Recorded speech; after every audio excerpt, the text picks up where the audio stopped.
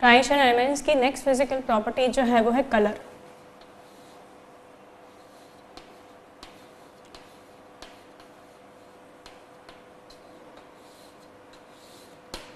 अगर कोई भी कंपाउंड विजिबल रेडिएशन की कोई वेवलेंथ एब्जॉर्ब करता है और बाकी जो है ट्रांसमिट कर देता है तो वो कंपाउंड्स में कलरफुल नज़र आते हैं।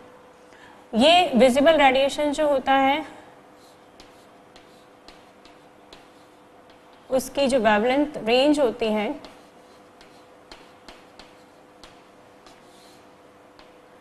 वो जनरली 4000 एंगस्ट्रॉम से 7000 एंगस्ट्रॉम होती है और हम इन्हें लो एनर्जी रेडिएशंस भी कह सकते हैं। काफ़ी कम एनर्जी होती है इन रंगों में।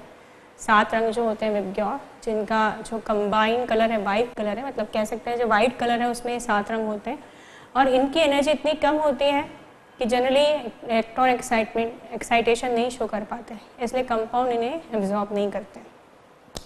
ट्रांजिशन एलिमेंट भी जब इन्हें एब्जॉर्ब करते हैं तो वो उसे तब एब्जॉर्ब कर पाते हैं जब वो कॉम्प्लेक्स फॉर्म में होते हैं। जैसे एग्जांपल देखते हैं, अगर मैं एक कंपाउंड लूँ CuSO4.5H2O तो वो ब्लू कलर का है।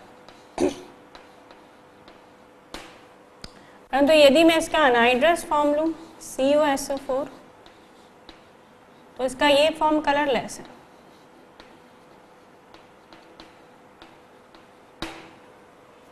और एग्जांपल देखते हैं, आयरन FeSO4.7H2 ये जो है वो ग्रीन कलर का होता है और यदि हम एनहाइड्रस फॉर्म देखें इसका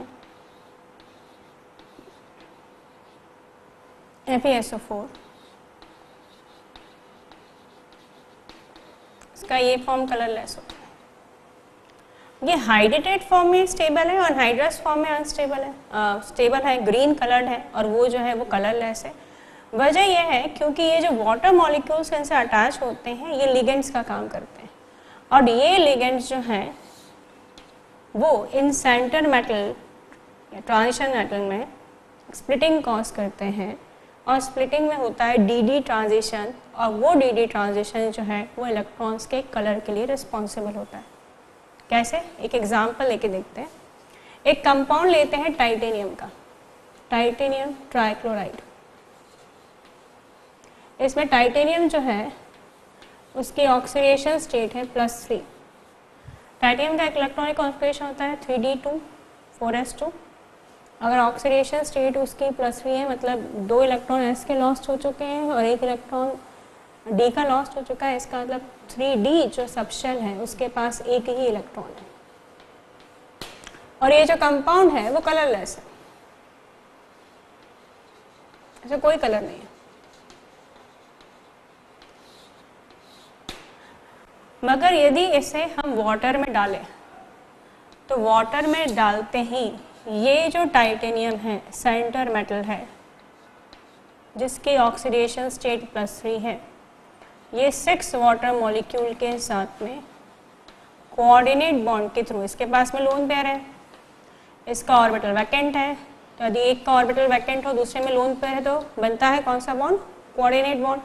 तो इनके बीच में जब कोऑर्डिनेट बॉन्डिंग होती है और जब टाइटेनियम वाटर के साथ में कोऑर्डिनेट बॉन्ड के थ्रू कॉम्प्लेक्स बनाता है, कॉम्प्लेक्स या कोऑर्डिनेट कंपाउंड भी कहा जाता है जो कोऑर्डिनेशन कंपाउंड में डिस्कस किए जाते हैं, तो वही टाइटेनियम जो अभी तक कलरलेस था ये वॉयलेट या पर्पल कलर का हो जाता है। इसका मतलब इस वाटर से जुड़ने के दौरान इसमें ऐसा कुछ हुआ जिससे कलर आए। क्या हुआ उसको समझने के लिए हम एग्जाम्पल समझते हैं कि जब कोई एक मेटल जिसमें सेंटर में पॉजिटिवली चार्ज प्रोटॉन है वो इलेक्ट्रॉन पेयर एक्सेप्ट करने के लिए किसी भी इलेक्ट्रॉन पेयर डोनर को अपनी ओर अट्रैक्ट करता है, जैसे लिगेंड्स कहा जाता है, तो ये जो नेगेटिवली चार्ज पॉइंट्स है, नेगेटिव चार्ज इस सेंस में नहीं कि इसमें नेगेटिव चार्ज, इसमें लोन पेयर है, लोन पेयर मतलब इलेक्ट्रॉन की पेयर, नेगेटिव स्पीशीज, जब ये पास आती है इस प्रोटॉन के अट्रैक्शन में मेटल के पास में तब ये कांटेक्ट में आती हैं आउटर ऑर्बिटल शेल में प्रेजेंट इलेक्ट्रॉन के, और इन दोनों के बीच में स्टार्ट हो जाता है रिपल्शन। और हम जानते हैं रिपल्शन तो हमेशा एनर्जी बढ़ाता है, जिसकी वजह से ये जो 3D सबशेल है जिसके पास फिलहाल एक इलेक्ट्रॉन है, ये फिलहाल आउटरमोस्ट शेल में होती है।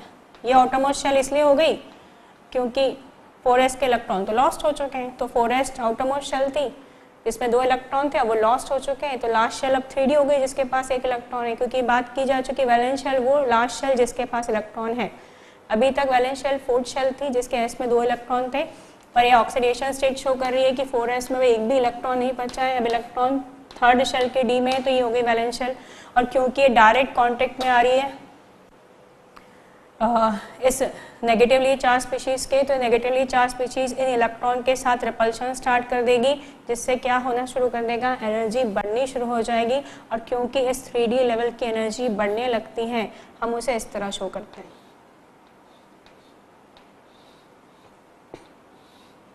एनर्जी बढ़ गई, इन पांचों की एनर्जी बढ़ गई। इन पांचों को भी 2 पार्ट में डिवाइड किया जाता है, 2 और 3 ऐसे।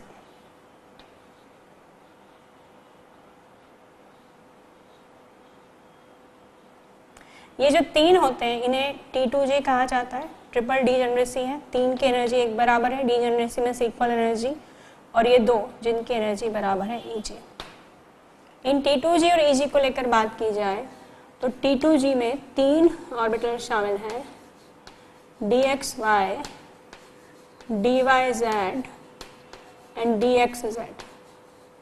और ये नोटेशन ये बताता है कि इन ऑर्बिटल्स में जब इस सबशेल्स के पास इस ऑर्बिटल में जब इलेक्ट्रॉन्स होंगे, DXY में इलेक्ट्रॉन होंगे, DYZ में इलेक्ट्रॉन होंगे, तो इलेक्ट्रॉन की जो पोजीशन है, डेंसिटी है, वो एक्सिस के बीच में होगी। यहाँ पे अगर इलेक्ट्रॉन होगा तो इलेक्ट्रॉन की डेंसिटी x और y एक्सिस के बीच में होगी, y और z एक्सिस के बीच में होगी, और x और z एक्सिस के बीच में होगी।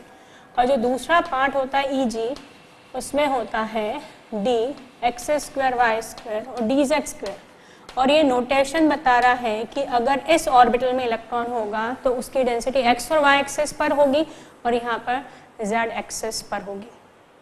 तो जब ये इलेक्ट्रॉन अप्रोच करता है, नेगेटिव स्पीशीज लिगेंड अप्रोच करता है और 3D की एनर्जी बढ़ाता है, और जब ये बहुत क्लोज आ जाता है, बहुत पास में आ जाता है, तो ये जो 6 वाटर मॉलिक्यूल्स होते हैं, ये 6 वाटर मॉलिक्यूल आ रहे होते हैं एक्सिस पर, अप्रोच कर रहे होते हैं एक्सिस से, और ये जो EG ऑर्बिटल रखे हैं वो भी एक्सिस पे रखे हुए हैं, जबकि वो 3 T2G ऑर्बिटल जो है वो एक्सिस के बीच में रखे हैं।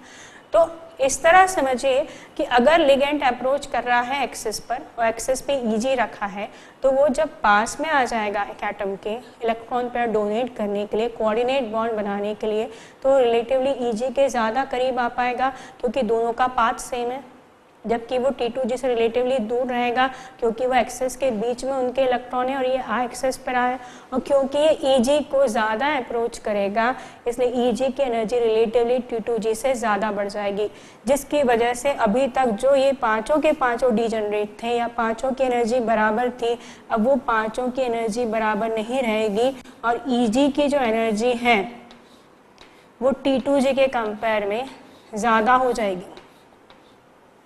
तो ये EG है जिसकी एनर्जी ज़्यादा हो गई रिलेटिव टू T2G जिसकी एनर्जी कम है। वजह जो बोली कि जब ये 6 वाटर मॉलिक्यूल मेटल के पास आएंगे अपनी इलेक्ट्रॉन पेयर डोनेट करके कोऑर्डिनेट बॉन्ड बनाने के लिए, तो ये आते हैं एक्सिस पे, एक्स एक्सिस, वाई एक्सिस और जेड एक्सिस से अप्रोच करते हैं, और ये 2 ऑर्बिटल भी एक्सिस पर है अपने इलेक्ट्रॉन रख रहे हैं जबकि ये एक्सिस के बीच में रख रहे हैं। तो क्योंकि EG का और लिगेंड के अप्रोच करने का पाथ सेम हो गया, सेम पाथ होने के कारण ये रिलेटिवली ज़्यादा करीब आ पाते हैं, आ जाते हैं आने वाले लिगेंड के T2G कंपेयर में, जिससे इनका रिपल्शन लिगेंड्स के साथ ज़्यादा बढ़ जाता है और इनकी एनर्जी जो है वो T2G से ज़्यादा बढ़ जाती है। That is called crystal field splitting. इस तरह जो अभी तक पांचों डीजनरेट बराबर थे, इनकी एनर्जी जो अलग अलग हो गई, इसे कहते हैं क्रिस्टल फील्ड स्प्लिटिंग। अब नीचे भी डी है और ऊपर भी डी है।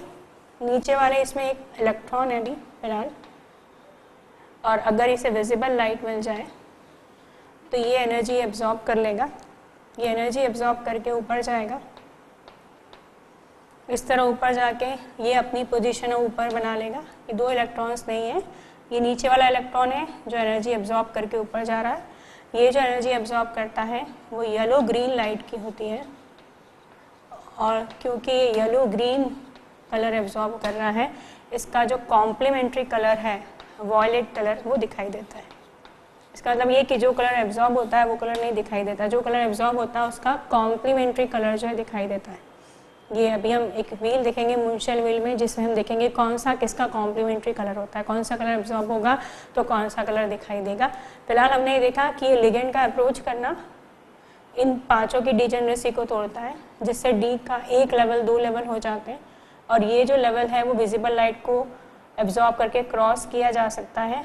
इस वजह से ये डी ट्रांजिशन होगा, और इसी डी ट्रांजिशन के कारण जो कंपाउंड है वो कलरफुल हो जाएगा। तो अगर वाटर रिस्पॉन्सिबल है कलर के लिए, तो अगर इसे गर्म कर दिया जाए इस कॉम्प्लेक्स को जिससे वाटर मॉलिक्यूल लॉस्ट हो जाए, वाटर मॉलिक्यूल निकले, लिगेंड्स निकले, तो ये जो 5 अलग अलग एनर्जी के थे उनमें जो रिपल्शन के कारण वो रिपल्शन हट गया, 5 एक लेवल में आ जाएंगे, एक लेवल में आ जाएंगे वापस, ये विजिबल लाइट एब्जॉर्ब करना बंद कर देंगे तो कलर फिर से चला जाएगा। इसलिए कॉम्प्लेक्स तो कलरफुल फॉर्म में होगा, मगर ये जो है जब कॉम्प्लेक्स नहीं बनाएंगे तो कलरलेस होंगे। वजह यही है, वाटर के साथ कॉम्प्लेक्स बन रहा था इसलिए कलर था, जैसे ही वाटर गया कॉम्प्लेक्स हट गया, कलरलेस। वाटर के साथ कलरफुल था, जैसे ही वाटर हटा ये कॉम्प्लेक्स जो था वो टूट गया, डी ट्रांजिशन हट गया, स्प्लिटिंग हट गई, वापस क्या हो गया, कलरलेस। मगर एक और इम्पॉर्टेंट चीज़ ये है कि अगर ये इलेक्ट्रॉन ही नहीं है किसी के पास, हमारे स्प्लिटिंग हो गई, जैसा कॉन्फिगरेशन सपोज +4 होता, +4 मतलब इस डी में भी एक इलेक्ट्रॉन नहीं होता, वापस लिगेंड अप्रोच करता, अंदर के इलेक्ट्रॉन के रिपल्शन के कारण स्प्लिटिंग होती, मगर इलेक्ट्रॉन ही नहीं एक्साइट होकर जाने के लिए तो भी कंपाउंड क्या होगा, कलरलेस। तो कंडीशंस ये वाली हैं इम्पॉर्टेंट कि अगर कॉन्फिगरेशन डी 0 है, लाइक स्कैंडियम +3 टाइटेनियम +4, या कॉन्फिगरेशन D10 है, लाइक कॉपर +1 या जिंक +2, तो कॉम्प्लेक्स बनने के बाद भी इनमें कोई कलर नहीं होगा, क्योंकि अगर 10 है मतलब 6 नीचे हैं 4 ऊपर है, तो नीचे वाला अगर एक्साइट होकर ऊपर जाता भी है तो उसके पास में कहीं पे पोजीशन ऑक्यूपाई करने की जगह नहीं है। इसमें एक रूल भी कहते हैं, स्पिन सिलेक्शन रूल काम करता है। इसका मतलब ये अपनी स्पिन नहीं चेंज करते, स्पिन जैसे ही है क्लॉक तो क्लॉक वैसे ही स्पिन रहती है इनके पास। और ये जो +2 का एग्जाम्पल है वो देख सकते हैं, जिंक भी इस तरह का एक कंपाउंड बनाता है, ZnSO4, मगर ये कलरलेस होता है। इवन कॉम्प्लेक्स फॉर्म में भी कलरलेस है, कॉम्प्लेक्स फॉर्म में भी कलरलेस इसलिए क्योंकि यहाँ जिंक का कॉन्फिगरेशन है D10 और D10 भी कलर नहीं दिखाता।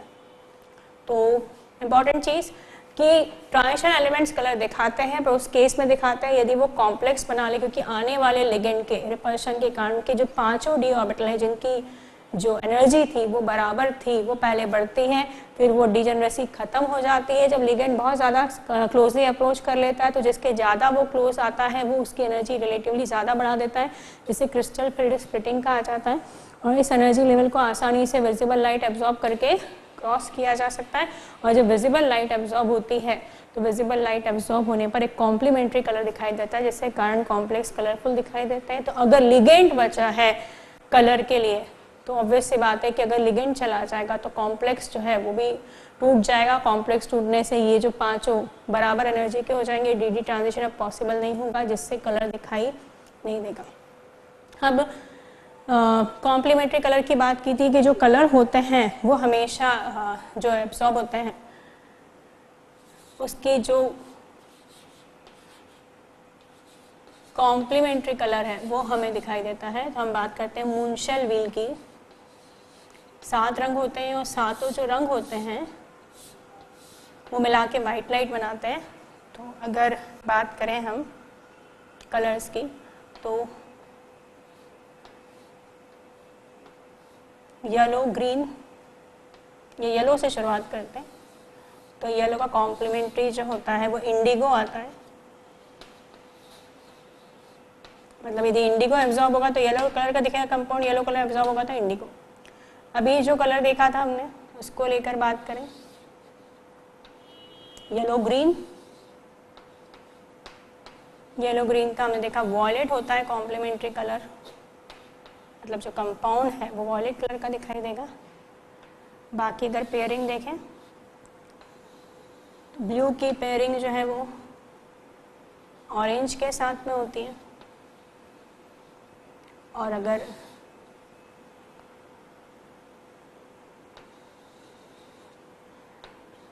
रेड की पेयरिंग देखें तो वो ग्रीन के साथ में होती है।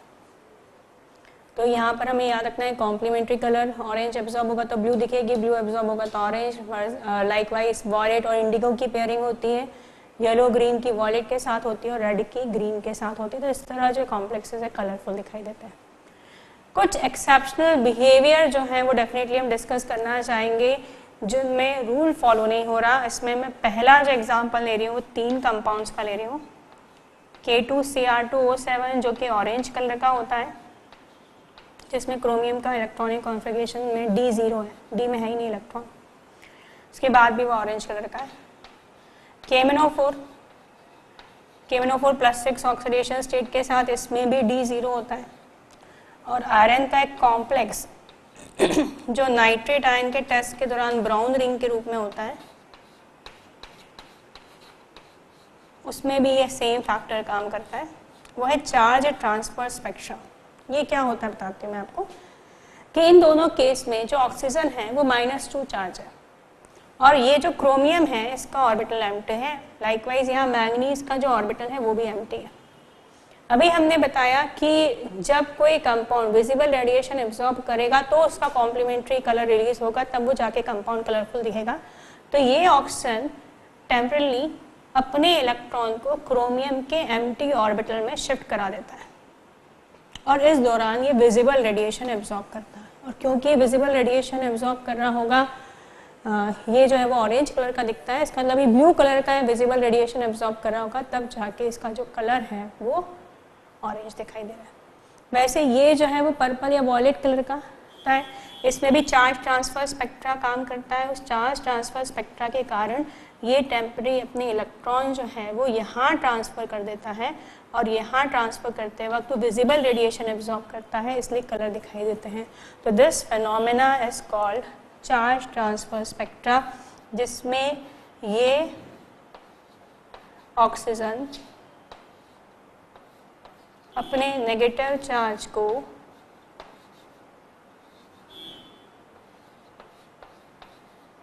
एनर्जी एब्जॉर्ब करके सेंटर मेटल में ट्रांसफ़र करता है, सेंटर मेटल के एम्प्टी ऑर्बिटल में ट्रांसफ़र करता है, जिसके कारण जो है वो कलर दिखाई देता है।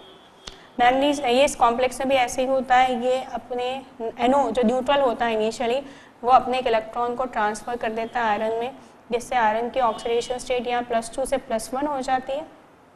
आयरन अपनी +1 ऑक्सीडेशन स्टेट में रियली दिखाई देता है, तो आयरन +2 से +1 आती है। NO जो है NO की ऑक्सीडेशन स्टेट 0 से +1 हो जाती है और ये होता है एक ब्राउन कलर का कॉम्प्लेक्स और इसके लिए रिस्पॉन्सिबल है चार्ज ट्रांसफर स्पेक्ट्रा। तो चार्ज ट्रांसफर स्पेक्ट्रा के कारण हो सकता है किसी का ऑर्बिटल एम्प्टी हो उसके बाद भी उसमें कलर आ जाए।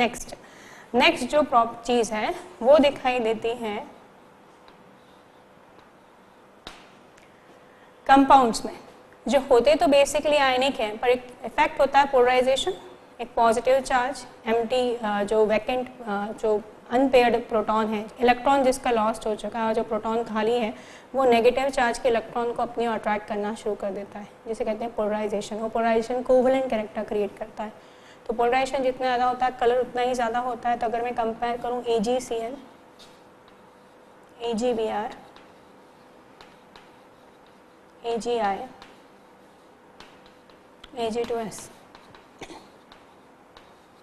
यहाँ पे जब पॉजिटिव चार्ज इस नेगेटिव चार्ज के इलेक्ट्रॉन को अट्रैक्ट करेगा तो पोलराइजेशन जो है वो सबसे ज़्यादा इन तीनों में एक ही फैमिली के मेंबर कंपेयर करो तो आयोडीन में होगा। और आयोडीन में इसलिए होगा क्योंकि आयोडीन की साइज़ बहुत बड़ी है, बड़ा एटम होने का उसके जो नेगेटिव चार्ज है वो आसानी से स्प्रेड है, जिससे पोलराइज करके खींचना आसानी से। कारण इसमें जहाँ परसेंटेज आयनिक कैरेक्टर की बात करूँ तो वह 80 होता है, यहाँ 24 होता है, यहाँ 15% होता है। तो परसेंटेज आयनिक कैरेक्टर कम हो रहा है, मतलब कोवेलेंट कैरेक्टर बढ़ रहा है, और कोवेलेंट कैरेक्टर बढ़ने से कलर कितना चेंज हो रहा है, ये कलरलेस होता है। ये लाइट येलो, जैसे ही कोवेलेंट कैरेक्टर बढ़ा कलर डार्क हो गया, ये होता है येलो।